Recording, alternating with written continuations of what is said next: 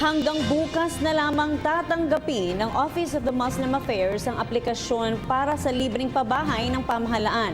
Matatanda ang isa sa mga programa ng Administrasyong Duterte ang pagtiyak na may maayos na tirahan ang mga informal settlers sa bansa. Yan ang balitang hatid ni Ria Fernandez. Taong 1987 nang lisanin ni Aling Anisa at ng kanyang pamilya ang Marawi City para makipagsapalaran sa Maynila. Subalit sa halos 3 dekada sa kabisera ng Pilipinas, nananatiling informal settler pa rin sila. Ano po ba yung hirap kapag hindi sa inyo yung bahay tsaka yung lupang pinagigil?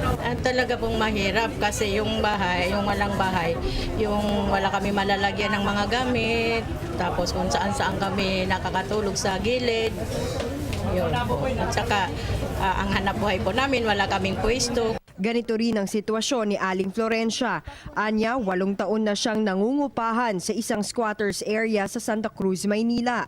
Malaking bagay po kasi yung meron kang sariling tirahan. Kisa yung ganyan pa-squat ka, pagka gusto kang paalisin, para kang kawawa na, para kang hayop na itinataboy pa. Ilan lang sina Aling Anisa at Aling Florencia sa mga kababayan nating naghahangad ng sariling tahanan.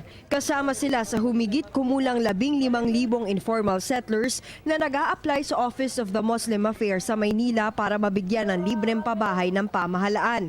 Ayon kay Sultan Edrieza Naserimbang, hepe ng nasabing tanggapan, bukas ito sa lahat. May hanggang Miyerkules alas 5 ng hapon ang mga nagdanais na makakuha ng libreng bahay para makapagsumite ng isang original at 2 photocopy ng application form na may 2x2 picture at ng back-to-back photocopy ng valid ID. Ako ay nananawagan sa mga kapatid na Muslim Christian, yung hindi pa naka-apply ng form ay pumunta rito. Ngayon, yung walang bahay, baka mamaya yung pating may bahay pumunta rito. Yung wala lang bahay talagang kailangan niya magkaroon ng bahay. Susuriin ang kanilang tanggapan ng lahat ng aplikasyon bago ipadala sa Malacanang.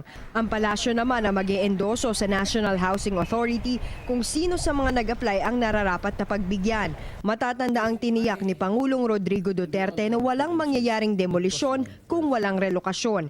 Ilan sa kasalukuyang relocation sites ng pamahalaan ay matatagpuan sa Cavite, Pampanga, Laguna, Zambales at Bulacan. Para sa PTV News, Ria Fernandez. Ako po si Cathy San Gabriel. Subscribe na sa PTV YouTube channel. I-click lang po ang subscribe button.